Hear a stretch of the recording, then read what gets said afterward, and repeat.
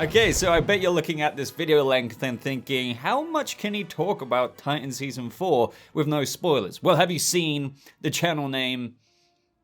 Yeah. But no, really, guys, welcome to my Titans Season 4 no spoilers review. I'm back here again, just like last year, after having seen 5 episodes. 5 out of the 6 episodes they're dropping this side of the year, and then they're coming back with another 6 next year, probably sometime early 2023. Being able to see 5 episodes of Titans Season 4 has allowed me this opportunity for quite a deep look, and considering it's 5 out of the 6 episodes as well, that's why I've got quite a lot to say. Now, obviously, I need to put this out there. If you're like really spoiler shy or anything like that, don't worry, this is a no spoiler review. I take pride in my no spoiler reviews. Some people post no spoiler reviews in their titles, yet they still give away things when I've watched them before. Like, why would you say that? I don't do that. Trust me, this should just overall give you a solid impression of just what you have to expect with this season of Titans. So I just want to jump right into it. Where do I begin? Where do I begin with my review here? So I suppose the first question on most people's minds when it comes to being a Titans fan, or even if you're not a Titans fan, is how does this compare to the previous season before that, or even all of the seasons? And to answer that, I feel like I need to do this review quite comprehensively in order to truly iron out those differences, such as have the fan desires been answered when it comes to the most common questions, such as more team-oriented episodes, less Titans drama, more Ryan Potter's Beastboy story, among other things. And have those most popular fan criticisms been answered? Well, in a roundabout way of speaking, honestly, yes, I would say so. And by the way, I should have mentioned this earlier at the beginning, but we're gonna go through this, then the characters one by one, the villains, and then towards the end of this review, a more critical lens and look at the 5 episodes I've seen so far, just so you know what to expect with the layout of what we're doing in this video. So back to what I was saying a second ago. When I think about what is the most improved thing when it comes to Titan Season 4, well, one at the top of the list would have to be the change in dynamic of the way they've structured the scenes this year with the Titans roster that we're working with. And those are the key words, the Titans roster. Due to this year's team being slimmed down, you know, there's no Hank or Hawk, no Dawn or Dove, same person, no Connor Leslie's Donna Troy, there's no Blackfire, no Corin Walters Jason Todd. That's the thing, we need to remember, they were all regulars on previous seasons of Titans, and despite what I feel to be amazing casting for this show, and I believe a lot of people tend to agree with that, one common comment with regards to Titans was that there was too much of a bloated team to really allow and just really let each individual member have their chance to shine. Or perhaps there'd be that kind of thing where there'd be 2 or 3 members who get like a really heavily concentrated dose of story in a season, and some are just left more or less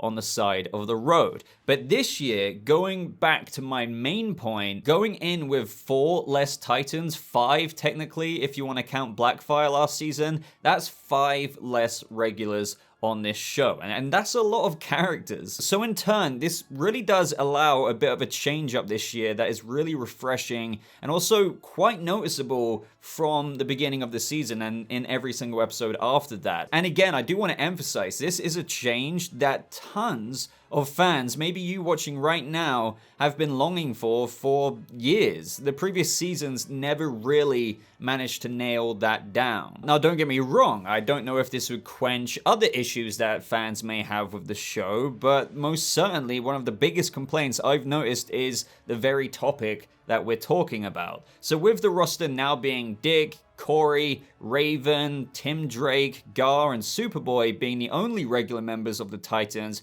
really allows for those characters to shine, get a very balanced sense of screen time. To explore this a little bit more, just to give you a bit of a sense of how things are working with the Titans, most scenes in the episodes have more or less all of the Titans together, talking among each other, or even if they might have split up, if the story required it in that moment in an episode, it would be the same building, or like Star Labs, labs or down to a mission reason. There isn't really any going off alone attitude to it. Or even in moments where a couple or so members might go off to do something, it would all be a part of this overall team effort. If anything, to kind of just simplify this on that bottom line, it really just feels like you're watching what you would expect from a live-action Titans show compared to previous seasons. You see Titans being Titans with other Titans doing Titans things. You have them hanging out, their interactions are fond, they're jokey with each other with, you know, their typical Titans banter. And the Titans this season really do start off in a good place after the end of season 3 when they're all jumping on that bus that Dick Grayson brought to the airport instead of getting on that Bruce Wayne jet. So you're kind of almost going back to that road trip vibe that you had in season 1. If you remember, Dick would have Gar and Rachel in the back of the car. They would park at the hotel.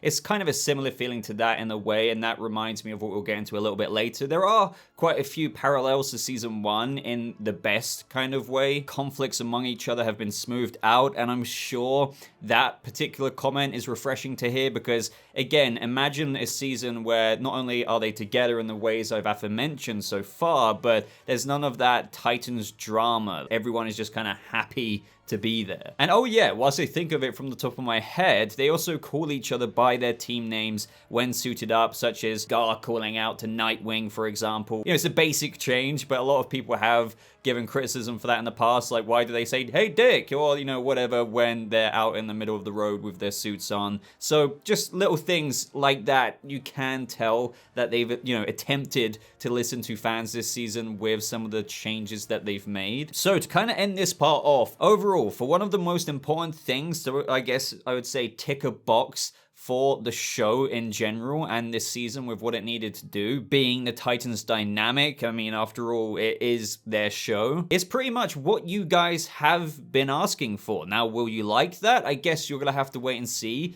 for your own subjective experience in the episode, how you like the team interacting together, but I can definitely report to you they are a team. And hopefully that will make a big difference to some general audience's enjoyment for those who have felt like this has been a big thorn in the show's side for quite a long time. Now, having said that, at the same time, you do of course get characters whose stories are individually leaned into this season, which is again one of the perks of having a smaller team this year. You're still getting that, but still nobody is feeling left out on the side of the road. And those awesome little subplots that we have so far in these 5 episodes that cook throughout the rest of the season, you can definitely feel that's the case, surround mainly Superboy and Beastboy. Now, of course, there are also other little subplots being set up, such as Tim and his robbing training, an amped up desire of wanting to get out there, but I would say the biggest doses at the moment in personal storylines running alongside the main plot in the first 5 episodes would be Connor's and Gar's, and I expect Tim's to kind of peak maybe a little bit later on in the season, and other Titans as well. It's just that maybe Superboy and Beast Boys are the most prominent in this part of the season. So let's start with Superboy in terms of the characters, and I'm repping my Superboy support today. Let's just say what happens with him in the first couple of episodes, as you may have heard me say before on the channel, is a continuation of a storyline that I've been wanting to heavily revisit ever since season 2 episode 6, when Superboy went to Lionel Luthor's home, saw the little Lex Luthor childhood photos, and then the Cadmus Labs eerie atmosphere, and of course we got some further addressing with that with Mercy Graves and Lex Luthor on the other end of the phone call, but we've never really actually seen him until now. And right off the bat, although Titus Welliver's Lex is what we've heard for months now, a short but memorable appearance, this could be interesting to say. I do think he is one of, if not the best live action Lex Luthor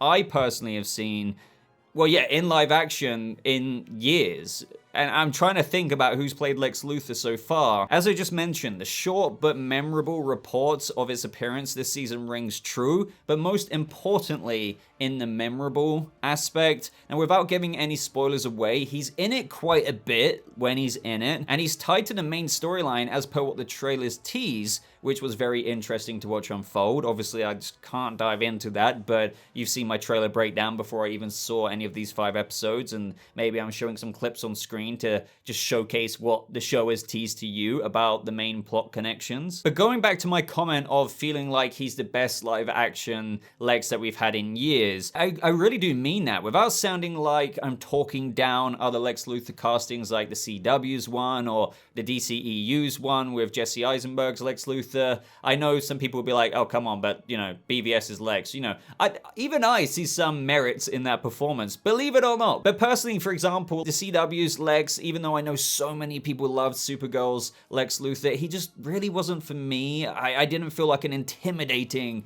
cold presence or demeanor there, nor really with Jesse Eisenberg's Lex Luthor. I mean, of course they tap into it every now and again, but on like a whole like product that's being shown before you, if you're like, okay, is this Lex Luthor? Is that Lex Luthor? Okay, but this guy, oh, he seems to have it all rounded here. I would say that Titus Welliver, when you see him, really drips the mood of you just do not want to with this man, and it's just that simple. I think what's really important here with a Lex Luthor casting is, in a world of superheroes, metahumans, magic users, vigilantes, Lex is just a human being. But to achieve a successful Lex casting, you need to strip away the frailties of mortality and embody just quite simply formidable. And Titus Welliver just oozes off power, and that can only be successfully brought to screen by a good performance. As you can tell, I rate this Lex quite highly, despite the little we saw of him in terms of like the grand scheme of this season. He has great scenes with Joshua Orpin's Connor Kent / Superboy, and other scenes that are teased in the trailer that link to this season's main plot, of which, as already said, I can't really get into. And let's just say that the reason behind Lex's involvement this season and why he contacts Superboy caught me quite off guard, and really ends in this kind of thought-provoking story behind Lex's motivations this season, of which from there on out just really ripple throughout Superboy's mind for his really introspective arc this season. I think that's a really natural and organic storyline / progression of Connor's storyline this season in Titans, because after all, even if you were created by an evil father, one half of you is that evil father, Lex Luthor, and one half of you is Superman, you'd still want some answers. To hear it kind of from the horse's mouth, so to speak, and mostly just seeing Titus Welliver's Lex Luthor just mostly really left me wanting more. And I think they didn't include him more because, quite simply, he's not the main villain that is the Church of Blood, and I know they had quite a grueling task even getting a licensing to have Lex on the show, so I'm not saying this is the case, but just speculating maybe they would have included him more, but they only had a specific usage, maybe a short usage. But even if that's completely not true, again, he's not the main villain. Having said that, though, there is an interesting twist in this storyline as it reaches its initial peak, of which I'm not sure how people are going to react to it. And by the way, this has nothing to do, clearly, with how much I've praised Titus Welliver's performance. But yeah, we'll save this part of, you know, the breakdown for when my spoiler breakdown video comes out. Now, as for Gar's storyline, this is going to be probably quite an important thing to a lot of fans out there because, well, this is the season we finally get a really interesting journey for him, and it leans a lot more, as per what he's teased at New York Comic Con, Ryan Potter that is, into the Animal Kingdom side, which truly kicks off at Star Labs, similar to Connor with the Titans' journey this season, taking them to Metropolis. Like, that's quite a checkpoint at the beginning of the season. And the thing is, with Gar's storyline, I can't really say too much without getting into spoilers. But what I will say is, if you've seen the teaser trailer, then it certainly goes into interesting locations that connect to the source material, of which is very connected to Beastboy himself, with also a bit of a mystery behind it, and also, as I mentioned, with Connor Kent offering this introspective journey for Beastboy as well. And there's a very interesting situation that takes place for Beastboy in episode 5 that leads to a very creative transformation that I didn't really expect. But as you can tell, similar to Superboy's story, it's definitely one that is going to echo throughout all of this season. So fans who have wanted like a season-long ongoing story arc for Beastboy, you're getting it. Now, as for Dick Grayson, Nightwing, the Titans leader himself, I feel like this one is just pretty straightforward for me to explain because this somewhat goes back to what I said earlier about the Titans dynamic. It's all that plus Dick Grayson just being more or less this father figure to everyone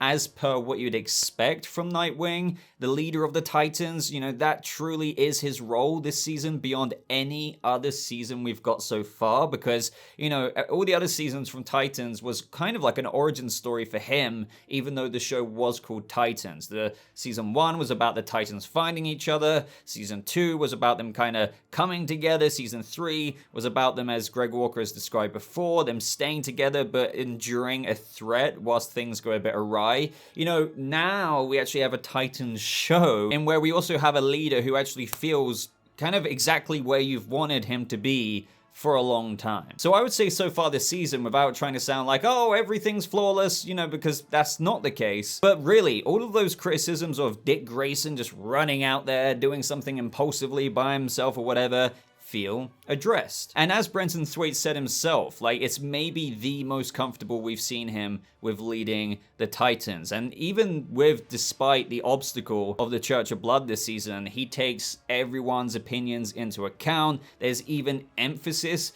given by Dick in certain scenes on literally doing things together as a team, and with that comes just this confident leader in Nightwing. So yeah, with this in combination of what I was saying earlier, not only do we have a Titans team dynamic that the show's been sorely missing, but also a team led by its leader where he feels like he's really come into his own. And as they encounter the villains this season, don't get me wrong, like, there's investigation there that needs to be done, there's obstacles they come across, but they take it in their stride together. So in conclusion with Dick Grayson, to be honest with you, there's not really too much more I find myself wanting from this character right now that he's finally reached this point. He just seems to be finally in the right place. Now, as for Starfire this season, oh man, she made me smile quite a lot, especially in the earlier episodes. We get a very interesting exploration into her new powers that were revealed last season after Blackfire took back what was rightfully hers, if you remember.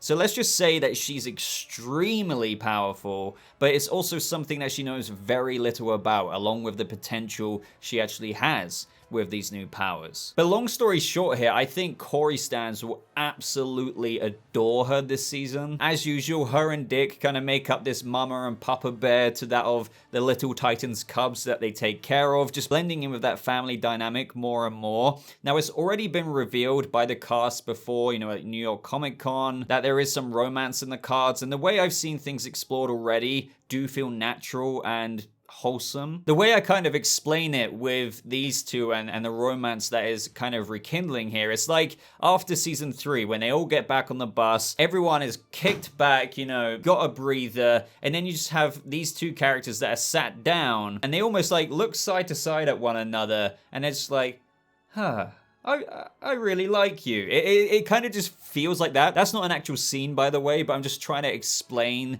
the organic aspect to it. And seeing them walk down that road again, I think, honestly, wholesome is the word to use. And the good thing as well is, going back to what I said about it feeling organic, it doesn't feel forced. It's something a lot of fans have been waiting for a long time, and it's been put off for a couple of years, but given the parental roles that they've played in the team, even when things weren't romantic so much between them in season 2 and 3, it feels natural for them to just kind of slot together the way they are this season, and it doesn't feel rushed. It feels like an appreciation they have for each other that will ripple throughout the entire season. So honestly, I think fans are gonna love that. There's also a little bit of cool Tamaran roots that they get into with Starfire this season, but that's all I can really say without giving away things. Now, as for Jayla Cargo's Tim Drake this season, there's no other better way for me to put this than he's like an untrained puppy on a lead, the puppy that wants to explore, perhaps jump into things that he's not quite ready for. He's also like, why am I on a lead? What is this? But learning all the same, just in doses. And that's that's more or less Tim's arc this season so far in these first several episodes that gains momentum as the episodes unfold at the same time. Tim is just very happy to be there, but as he gets the taste for his Robin training, he wants to be more involved. But at the same time, Dick obviously doesn't want another Jason Todd situation. So Tim is on the training wheels and he brings a nice light into the Titans group, and I think his side of the whole leaning into a more concentrated dose of character that we went over earlier with Beastboy or Superboy is probably maybe reserved for the back part of the season, and where I've theorized for months that will reach up into a point of where he will likely get the Robin suit. Now, as for Tegan Croft's Raven, this one's pretty hard to talk about without getting into spoilers. I mean, obviously with her powers being magic, she's very useful with initially detecting this threat that the Titans come up against that was heavily featured in that first trailer like you're seeing on screen right now. Her story is, though, quite woven into the main plot, you could say, so it's very hard to talk about Raven without giving those larger connections away. But obviously, unlike last season where, you know, for example, one of the things I meant through some of the Titans feeling on the side of the road was Raven. As badass as it was seeing her in their mascara, it felt like she was barely in last season, but, you know, here she's more or less in a lot of, or if not most of the scenes as per all of the Titans, so she's there all the time, but getting into the gritty details of what's going on, I think would be giving a little bit too much away. But let's talk about a new character who interacts with the Titans a fair bit this season, and that would be Lisa Amber Lavenar's Jinx. Now, as per what's already been teased, the Titans come across her when investigating the world of the occult and the Church of Blood, as she's a magic user who can help them navigate this obstacle. She's quite cheeky, quirky, and as described at New York Comic Con, she is fairly chaotic neutral. You do get the sense that she can't be fully trusted, but deep down she's a good person, and she fits in with the team pretty well and helps aid them with some pretty dangerous situations. And she doesn't feel like a permanent member, but more just along for the assist and ride while they navigate things out with this new threat. But for the episode she's in that I've seen so far up until episode 5, it does feel as though, since there's a few slots missing from the Titans roster that we already went over earlier, she's like temporarily filling one of those slots in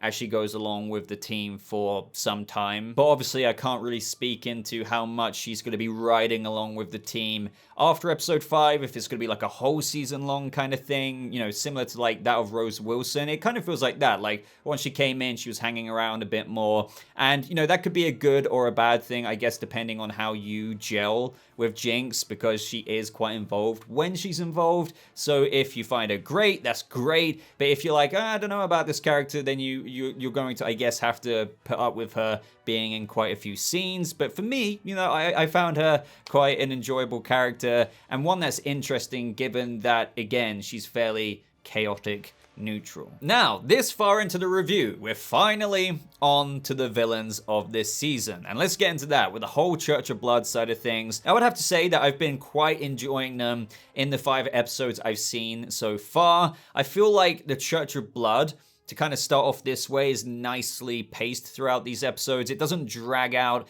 too long without giving you a proper introduction to them, as seen in that released Mother Mayhem clip when the Titans got their asses absolutely handed to them by her. So right at the beginning of this season, the Titans are introduced to this threat, which takes them down that road of investigating the occult world and slowly but surely unraveling just what the Church of Blood's plans are, and how, of course, that links to other new and very intriguing characters such as Joseph Morgan's Sebastian Sanger. Now, as I always heavily hammer into your guys' heads on this channel when talking about movies or TV shows that have source material behind them, adaptations aren't copy and paste. And with the Church of Blood, this definitely is the Titans kind of spin on it. But the good news is that I wouldn't say like it deviates hugely away from the source material, as the foundations of what the Church of Blood is about certainly rings true with their diabolical plans this season. However, the show is definitely innovative at the same time with their ideas, adding an interesting take on how to bring about the Church of Blood's mission to fruition. Obviously, I can't really lean into so much what that is about, but if you know what the Church of Blood is in the comics, then you should have a pretty decent idea. With the Church of Blood as well, what I kind of liked about this part is that the story also rings back to the history of the show, going back to even certain plot threads from season 1. So it's pretty cool to see how they've connected aspects of the story that were put to bed back then, only to now resurface in intriguing ways this year. And the good part about this as well is that it's not like far-fetched. You know, when these moments happen, you think, that actually makes sense with what happened back then. So believe it or not, like the Church of Blood don't just pop out of nowhere. They've actually, again, without giving anything away, there are roots back to that season 1 story, giving the backstory some organic roots. Franca Potente, who plays Mother Mayhem, is most certainly an interesting character. It's hard to say again because, as I keep reminding you and myself, this is hard to get into without getting into spoilers, but the way they're involving her being quite a pillar of the Church of Blood and her backstory, it all fits within the show's universe and plot threads that I was teasing, offering a very interesting backstory to her, as well as what you learn with the episodes as they unfold, with what exactly is her plan and how it's also personally motivated. Franca Potente offers like a very menacing performance, and I think that was showcased pretty well in that clip that was released, and offers just this threat to the Titans that they haven't really come up against so far, and that is magic, of course. And one thing I appreciated about this particular threat of magic is that it's pretty good for handling very powerful characters such as Superboy. As we know, Kryptonians have a weakness to magic, so the Titans are quite out of their league when facing this threat initially. So as a result, when observing this as a formidable threat to each and every Titan, I'm just happy to say that it doesn't feel like it raises the questions of, oh, why didn't this, you know, very overpowered character just do this or that kind of thing. So this is where we need to talk about Sebastian Sanger, played by Joseph Morgan this season. Now, Sebastian is, I feel like, everything we've seen in that of the teaser trailers. And what I mean by that is it's an intentional slow burn for him, and that isn't a subverted expectation of mine because, as we've heard from Joseph Morgan, like for this season, it's a villain origin story, so you don't just go, oh, I'm Brother Blood, episode 2 of season 4. That's just not ever how it was going to go. And in my opinion, this isn't a bad thing. Slow burns aren't a bad thing. You know, how does the saying go? If a candle that burns bright burns fast. So you don't want something like that, but a candle that is a slow burn, you get to really curate exactly how, that's gonna unfold. But up until a certain point in what I've seen so far, there's definitely like a beginning of an avalanche that happens with his evolution. Now, Joseph Morgan plays a character who's a very lonely man and who hasn't quite found his place in the world. He has good intentions and he wants to be seen. And as we've been teased by Joseph Morgan before, he dreams of one day changing the world. And there's definitely similarities to Joker there, as I've kind of spoken about in the past and as Joseph Morgan has detailed in interviews, just in terms of like the very early Arthur Fleck parallels, just someone who has it quite hard in the city, trying to get by, hasn't done anything remotely evil at that point, but the scales can also yet be tipped in a certain way with various events that unfold. And what's fascinating about Joseph Morgan's performance with this character in Titan Season 4 is that it's a role we don't really see him in often, and yet it will be as the season unfolds. It's a bit of a double-sided thing. And what I mean by that is, as we know, he's Brother Blood. He will be Brother Blood, a DC Comics villain. And as I mentioned earlier, this has been described as more or less a villain origin story, so that means you get to see the two sides of the spectrum explored from start to finish. Now, obviously, I've seen 5 episodes. I haven't seen the finish, but he's a very interesting character who feels like a nobody, but unbeknownst to him, is most certainly a somebody. What I also liked with how they structured this is that the audience kind of learns more and more each episode, just as Sebastian does himself, about the larger thing that's going on. So it's quite an interesting structure to the arc that he has. And I think my favorite thing about Sebastian so far is the nature of the character Joseph Morgan plays, in how the story is written for him. This means that us as an audience, as the journey unfolds, can sympathize with his struggles, what he's endured, also the world that is quite literally thrust into. And writing a journey like that for a villain, I believe, is arguably some of the most compelling ways you can do that, because as I've said many times before on the channel, the most interesting villains are the ones who aren't doing said perceived evil deeds just for the sake of it. The most interesting being the ones who are fleshed out to the extent of where the viewer can understand the roots of where the characters come from, the motivations leading to the actions or evolution that gets them to their actualized version of themselves. So in this case, when he goes from Sebastian to Brother Blood. And as Joseph Morgan has said himself in an interview, he even knows the Titans on a first name basis. And that was another very intriguing play for me this season, with Sebastian getting to know them before he even becomes that bigger threat, because it allows for relationships to be forged between the Titans and, you know, arguably one of the main villains, which will make the future confrontations all that much more interesting, I'm sure, for them to get to know the real Sebastian underneath the Brother Blood that they'll later witness. Now, as for Joseph Morgan's performance, you know, coming into the show of Titans and entering this role that is both, you know, this kind of innocent Sebastian, but also will inevitably get to that, you know, Brother Blood mode, I can say this without even thinking that he does a very good job. You can tell that he really puts his heart into portraying this role, and in many scenes he's giving pretty much every ounce of effort he has into selling what the character's going through. I mean, some of this was advertised in the teaser as well, lots of like the screaming and the,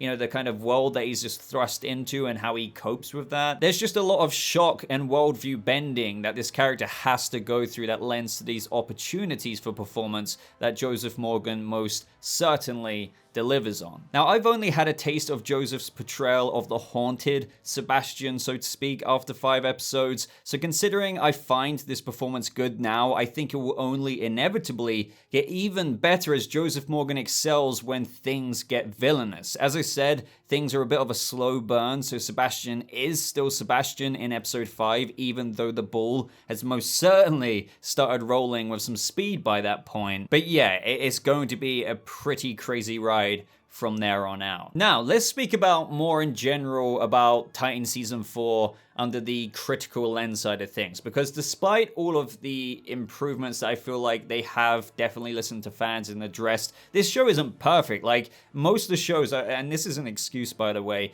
that you watch or even movies, you know, in the writing there are dips here and there, and obviously season 4 has some of those. So there are moments in the writing that you find in, as I just kind of mentioned, in a lot of TV shows or movies that have certain situations unfold in a way that leads to the whole don't ask questions kind of thing. And if you're not familiar with the whole don't ask questions kind of thing when it comes to writing in TV shows or movies, long story short, just to put it, you know, in a simple way, in that kind of moment in an episode of a TV show or a movie that might take a turn in the story that doesn't make that much sense, I guess you could say, and it's done to progress the plot forward, when in reality, whatever caused the plot to move forward, because it had to move forward to progress the story, you might logically think to yourself, you know, well, that didn't really make so much sense. Why didn't they do this? Because that seems so obvious. And the joke being, don't ask questions, is because when you do, you might see a couple of cracks with the writing. And the reason why this can be an issue is because moments like this in TV shows or movies usually don't present themselves if the writing truly takes into account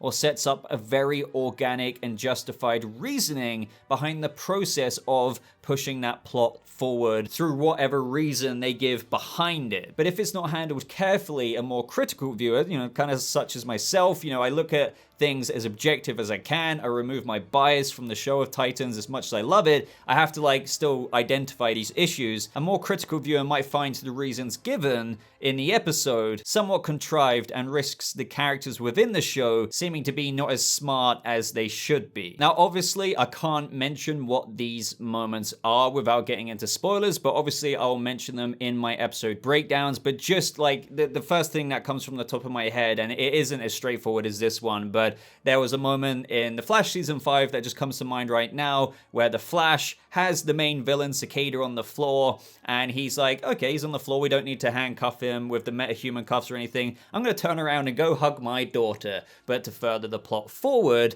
you know, when he goes to hug his daughter Nora, oh, you know, the villain gets up and flies away. Shock and awe. Makes the character look a bit stupid for that oversight, but it had to happen so they could get the villain to go away, otherwise the season would have ended there and then. Do you see what I mean? That's not great writing, the execution is very poor. That's kind of what I mean. A lot of TV shows, a lot of movies have moments like this, and I noticed a few, you know, again, it might not compare to what I just detailed with that Flash episode, but of course I noticed some things like that with Titan Season 4 episodes, just in terms of the certain decisions that were made by characters that as a result moves that plot forward, and it just wouldn't have gone down that way, I guess, in a more realistic sense, but it had to move that story forward. And then there are other just certain aspects, such as what happens with Corey towards episodes 4 and 5, which is pretty damn cool. But the reasoning and how these scenes even came to be seem kind of glossed over a little bit without explanation as to, you know, how did this come about? How does this work? But to be fair to the show, maybe that gets explained a little bit more in future episodes. And another thing that comes to mind is in episode 4, Supermart. This isn't like a major criticism or anything. There are a lot of cool things that even happen in that episode. And in this particular episode is where the Titans are learning a lot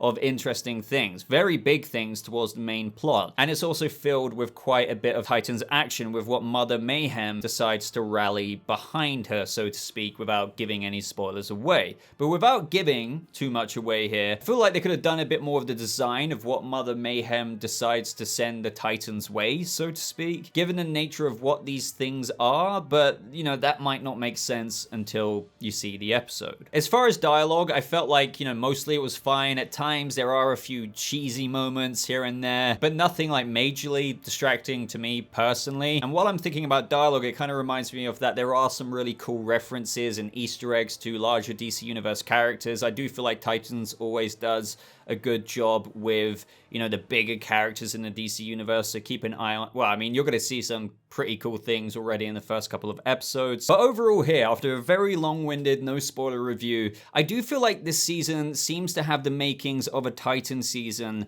that quite simply addresses quite a few issues that fans have wanted to see remedied. I feel like they started off this season pretty damn decent in most areas. The Titans are having a good time. We get very interesting stuff going down in Star Labs, and then as the story opens up and the threat is introduced, I would say that the foot is put on the gas at a steady pace, and I'm quite grateful for that, because it's not slamming down on the gas or on the pedal, so to speak, taking all of these shortcuts that lead them down all of these random places to only then slow down and try and find its footing again, if you know what I mean. Rather than that, the story feels fairly cohesive with what they're trying to tell here this season, which blends nicely with the Titans acting as a team. So it feels like the season is gaining momentum at a very respectable pace, and intentionally so, as the plot unfolds to deliver more and more entertainment as the season progresses. And that makes sense as well, if you consider like Sebastian, where he starts off, and as you go along, we're getting closer to the brother blood things. So ultimately, just kind of being a season-long ramp-up to major confrontations down the line. So I think that more or less wraps up all the Titans thoughts that I have. I know it was a long review, but I feel like everything I said is pretty much relevant. I wanted to go as comprehensive as I can be when talking about something in a non-spoiler way. So let me know what you thought about my thoughts. What are you most excited for this season? Ultimately, I just leave the floor open to you guys now. Obviously, there's going to be breakdowns for each episode on the channel. We've got a double episode drop in just a few days' time, so that's going to be a maybe it's going to just be a really long video rather than 2 separate uploads. I don't know. We're going to have to wait and see. But also, if you got this far in the video, I'd really appreciate it if you left a hashtag with whatever comment you're going to put down in the comment section anyway. Hashtag he will rise, just to prove that you're one of the real ones that got this far. But I'm going to love you and leave you now, everyone. Just thank you so much for watching. A like would always be appreciated. A subscription as well would mean a lot to me to help my channel grow, so you can stay tuned with future Titans videos, of course. But anyway, I hope you all have a lovely rest of your day, everyone, and I'll see all of you Titans in that next video. Goodbye.